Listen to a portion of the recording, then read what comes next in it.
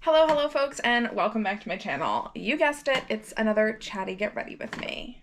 Pardon the extra messy hair today. I literally just got done with a workout at the gym, and decided I wanted to sit down and film this. So for those who don't know, I pre-film a lot of my content, and I like to try and stay like a month ahead. That way if I have a month that I'm really busy guesting and traveling, or I just don't have the spoons for it that month, I know that I've got content pre-done. So right now I'm sitting down to film this. It is right after Christmas. We are getting ready for the new year. And you're probably not going to end up seeing this video till like February, but you know, it's like end of the year kind of like reflection time. I feel like it's like gonna be the new year soon. I'm thinking about like the year past, all this stuff, and 2022 is a big year for me. And the thing that stands out for me the most out of everything is taking my hiatus. So if you've been following me for a little bit, you know that in the beginning of 2022, I left my position at Icon in Nashville. I miss everyone there so desperately much. The team is amazing, and took a 3-month hiatus from piercing to work on some mental health stuff, and then switched to guesting and traveling full-time as opposed to working full-time in a studio, and also doing a lot of content creation stuff. And if I had to say like one thing really stood out about 2022 for me, it's been like mental health and healing, and like growth has really been, I think, the biggest part of my 2022 for me. I've been really open about this, but I dealt with a lot of abuse in my experience of getting into the tattoo and piercing industry. And I have a whole video that talks about it in depth that I'll try to remember to link in the comments for this. But it ranged from, you know, financial abuse and workplace abuse, being made to work unpaid, unrealistic hours, things like that, to eventually delving down into sexual abuse, sexual assault at industry events, and ultimately like a situation of domestic abuse, domestic violence that lasted a little over 5 years. And I was fortunate enough to get out of that situation in 2019 and relocate and find work. And as soon as I could afford it, I was back in therapy. So probably early 2020. Back in therapy and seeking treatment for this.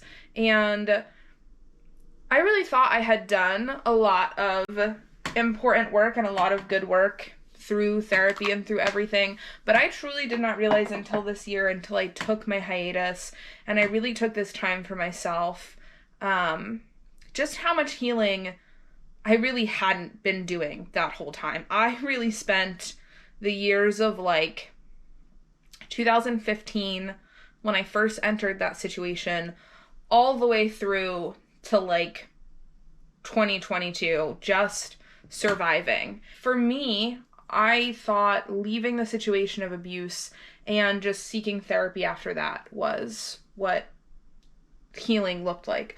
I thought, very misguided at the time, but once I was out of the abuse, I was like, okay, like the hard part is over. I'm out of this situation where I'm not safe. I'm out of this situation where, I'm being made to work 12 hours a day, 7 days a week, and not be paid, and deal with being yelled at and screamed at and threatened at work and all of these things. And so now my healing journey starts.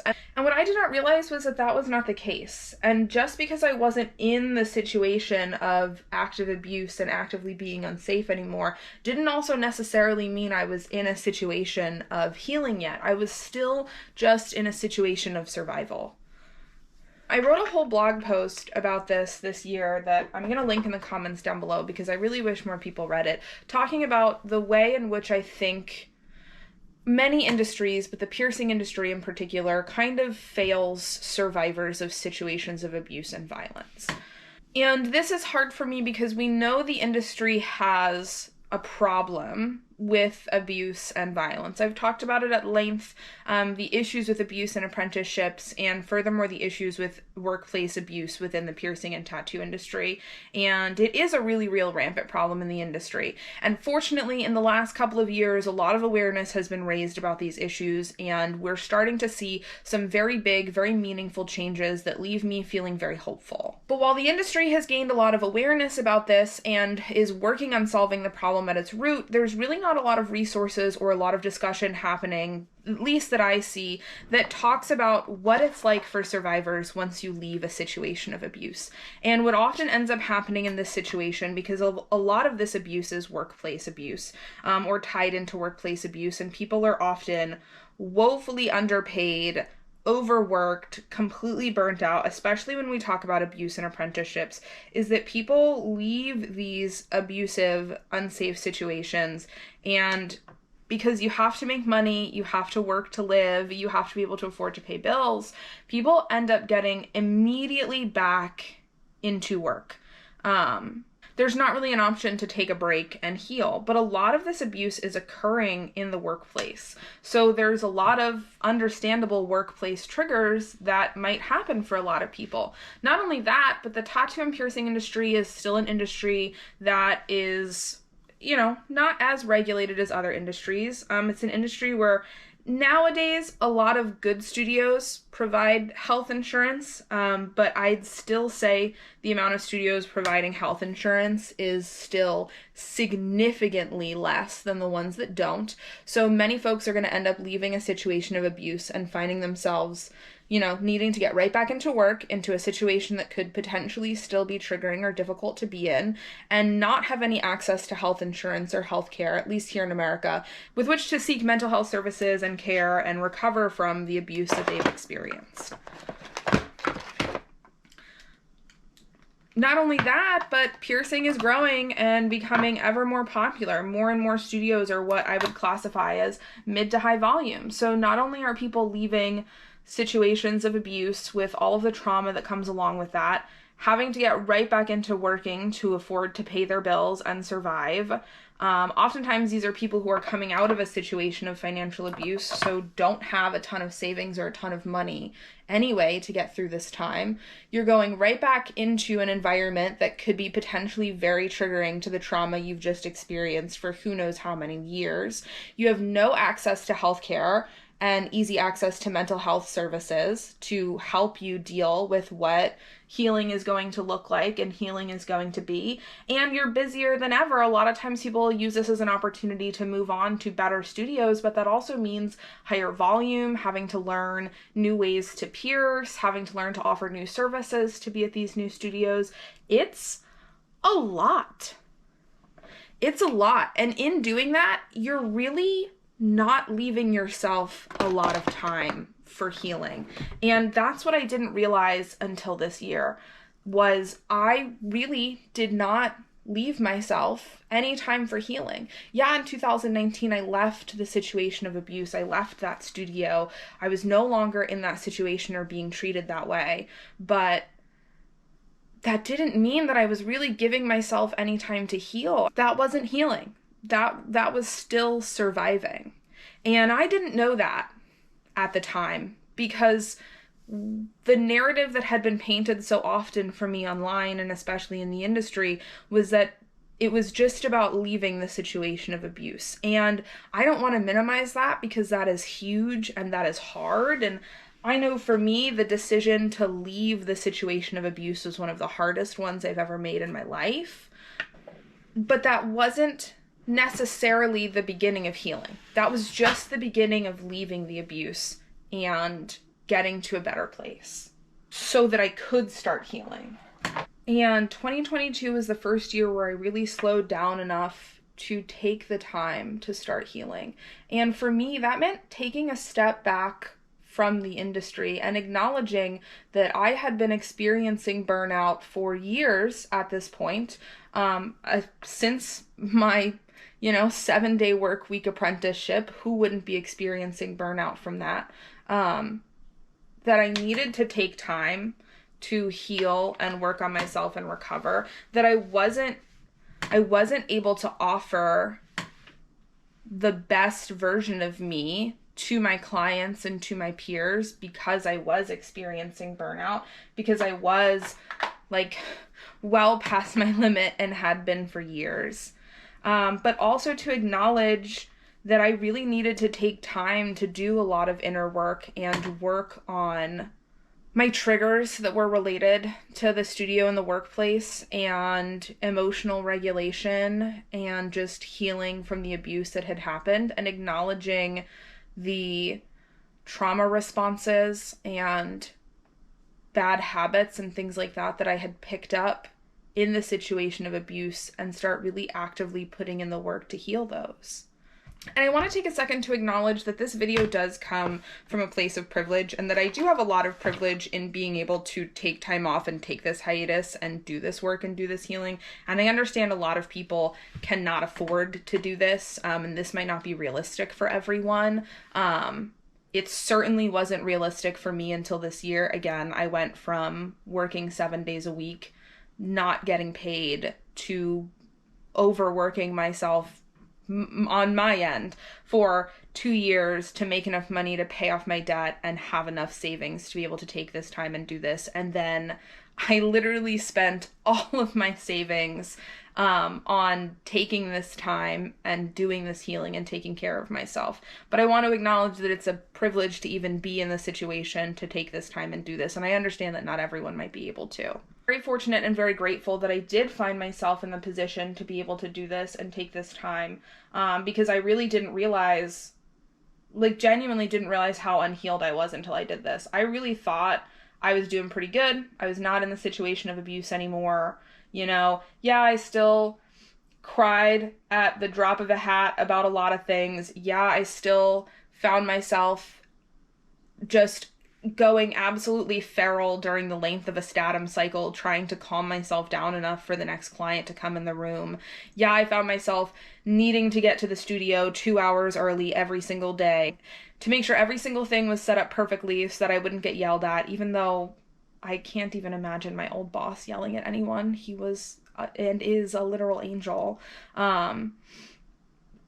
Yeah, I felt like I couldn't have hobbies or do things for myself if I wasn't doing things for work and for the studio. And yeah, I did spend 2 years not in that situation of abuse, but also not really taking time to live for myself, to be my own person, or take care of myself.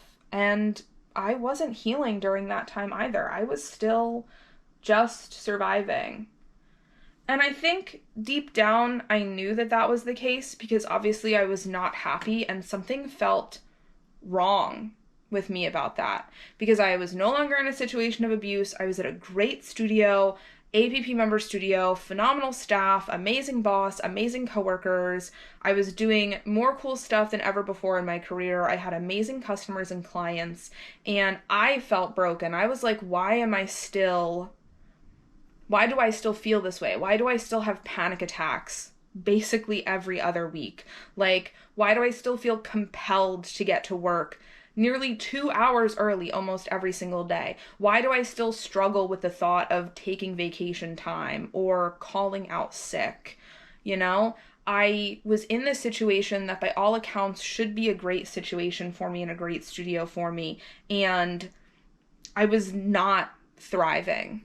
I was not doing well, and I was afraid to speak out and be open about that, because everything in the industry told me that I should just be happy and be better and be okay now.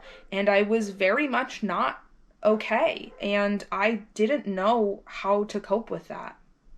And the industry really does do a stellar job of convincing you that as long as you're in a good studio using good jewelry and your boss treats you well, like, you should be happy as a clam, just over the moon about it. And the truth is, that's the bare minimum.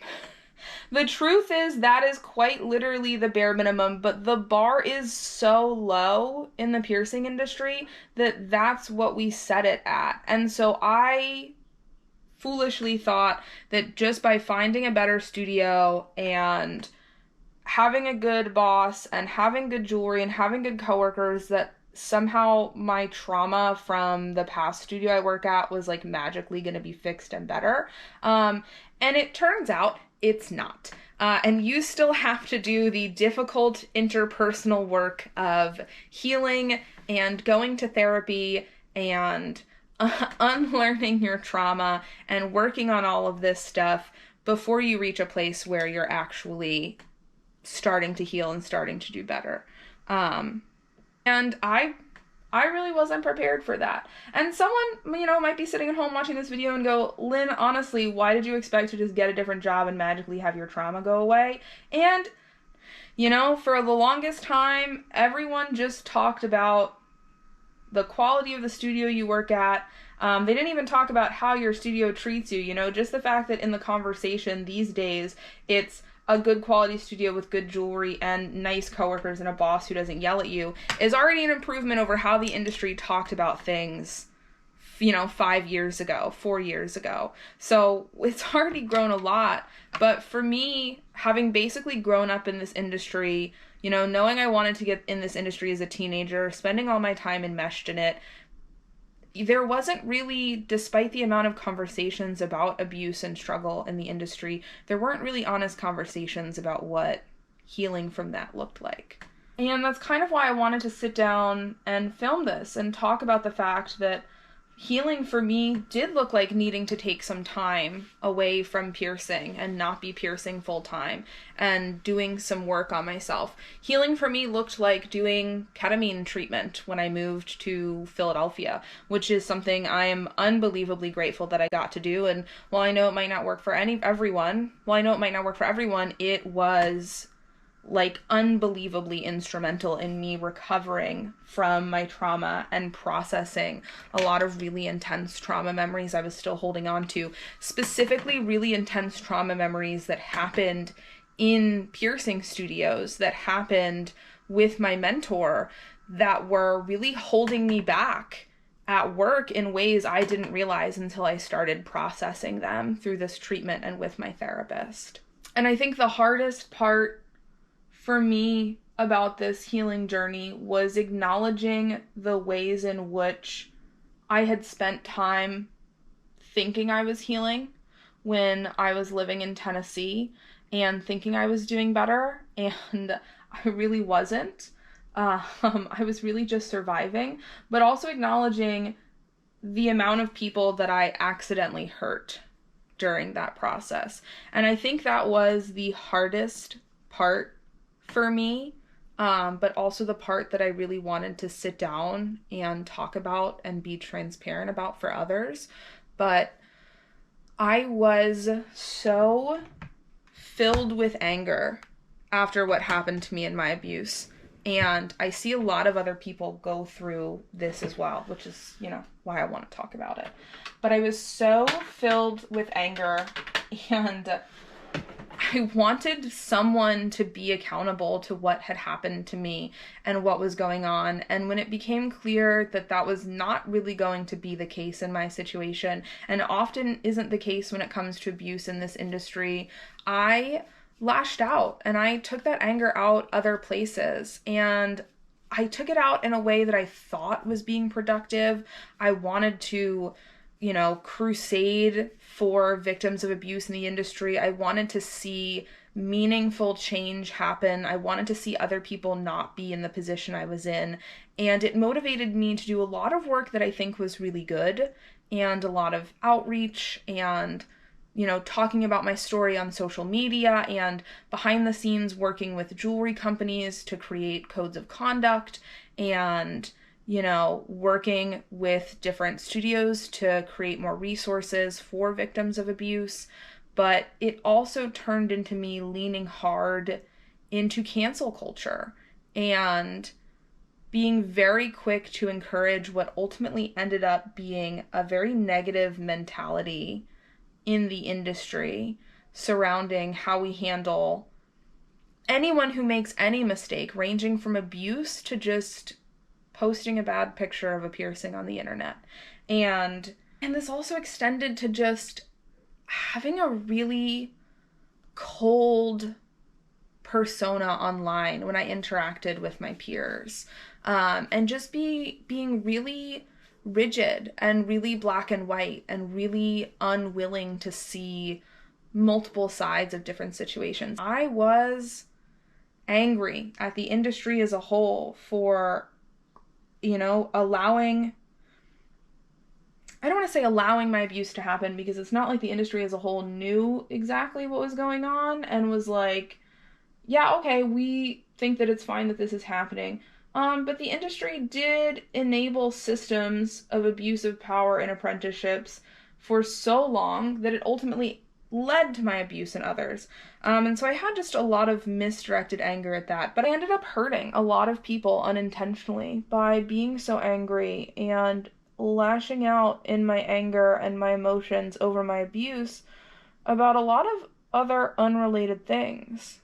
And that's what my messy healing journey looked like, but I spoke to a lot of other people who dealt with leaving situations of abuse in the industry, and they dealt with things like alcoholism and drug abuse after they left situations of abuse and violence. They dealt with debilitating shopping addictions and spending addictions after leaving situations of abuse and violence. They dealt with disordered eating. We all cope and we all heal in different ways, and oftentimes it is messy. Oftentimes it is not this clean, concise journey of healing, and we have this trauma that is so deeply rooted to the industry that we love and to the environments that we work in and to this thing that we're so passionate about, that it makes perfect sense to me in hindsight that so many of us who leave these systems of abuse struggle for the first couple of years afterwards, especially like I talked about earlier, given that survivors are often lacking really concrete systems to access care and support after they leave these situations of abuse. And selfishly, part of me making this video and coming down and talking about this and being honest about this is me also still partaking in my own healing journey and my own experience, because I so wish that when I was younger in the industry and navigating active situations of abuse, someone out there talked about their experience with abuse and what it was like and made me feel not so alone in those experiences. But B, was honest that leaving was not the end-all be-all of healing from the abuse, and in fact, it was only the first step, and that just getting into a good studio, and I shouldn't say just, because getting into a good studio, leaving a situation of abuse, that's not a just. That was not the right thing to say. That's a big deal, but that is only the first step, and that you still need to take the time to do the healing from the trauma. You might need to take time away from piercing. I definitely suggest finding a good therapist to work with and looking into different methods of treatment or medication that work for you, but also someone who is honest that healing is not linear, and we might not be ready to start healing for a couple years after we leave the abuse. We might still be stuck in a system of survival. Maybe it's an emotional and mental place of survival, but maybe it's a physical place of survival, especially if we don't have the money or the resources or the support to access some of that in-depth healing. But also just to know that that healing is not always going to look pretty and perfect. You're going to struggle with hard, big emotions, with triggers in the workplace. For years, scared me to say out loud, because I didn't want to acknowledge that I had triggers in the workplace, because I thought it made me a bad piercer. And now I'm at a point where I know that it doesn't. As long as I'm working on those triggers, as long as I'm working on growing and improving, and as long as I don't allow them to impact how I work with clients, it doesn't make me a bad piercer to admit that I dealt with years of abuse in my apprenticeship and in studio spaces. Of course, I have triggers in the workplace. And it's weird looking back on it after all of the healing and all of the work that I've done now, because I look back and a small part of me does cringe thinking at how angry I was and how emotional I was, and the way that I allowed those emotions to cause me to lash out at my peers in the industry, at my coworkers, at people who I considered friends at times. But I also have a lot of grace for that version of myself who was so desperately trying to survive by doing everything the industry told me was the right thing to do, and just encountering abuse and violence at virtually every turn until recently. And that part of me that was still that 17-year-old girl who just loved body piercings and body modification so much that love kept me going through all of the things that I endured, because I was just so passionate for this industry. And no one that I hurt during my healing process owes me forgiveness, but I hope that by being honest about what healing looked like for me and what my journey was, that one, I can help inspire at least one other person who's been in a similar situation, and let them know that it's okay, and let them know that it's normal to feel this way, and it's normal to struggle with these things, and leaving situations of abuse like we do is not easy. But B, hopefully remind everyone, even myself, to give others a little bit of grace and kindness and understanding, and remember that just leaving a place or a studio or a situation where abuse occurs does not equate to healing, and that healing is messy and hard and takes time. And in our industry, it is completely normal for it to potentially take someone years before they can even begin healing, because before they can do that, they have to just survive. This video is really just me kind of processing out loud stuff that I've been solely processing across all of 2022, and wanting to be honest and vulnerable and real and share what that looks like with you all. But I want to say thank you to everyone who's come along on this journey with me, and everyone who's been there for me throughout various stages of surviving to healing to hopefully next year thriving. And I especially want to reach out to all of those who I know have gone through similar situations in the industry, or who have experienced similar situations of abuse, to let you know, one, that I love you and I believe you and I stand with you, and I am so proud of you regardless of where you are in your journey with that. But two, healing is going to look different for everyone, and it is not something that happens quickly. It's been 3 years since I left the studio where my abuse happened at, and only now am I starting to be able to say that I'm really walking the path of healing. Really, everything I've been doing up until now has just been about survival. And sometimes that's the best that we can do. And your best is going to look different every day, but I am proud of you no matter what it is. If you or someone you know has experienced violence in their apprenticeship or in their workplace as a piercer or a tattoo artist, please know that my inbox is always open for people to talk to vent to get advice, and that is a safe space, and whatever we talk about will not leave our messages. Per usual, thank you so much for sitting down and hanging out with me today. I am getting more comfortable sharing some of these more personal and intimate details of my journey in this industry with y'all, and I just really hope that it's able to help at least one person. And if it does, then I think that this has all been a wonderful success. Have an awesome rest of your day, and I cannot wait to sit down and chat with y'all again soon. Bye.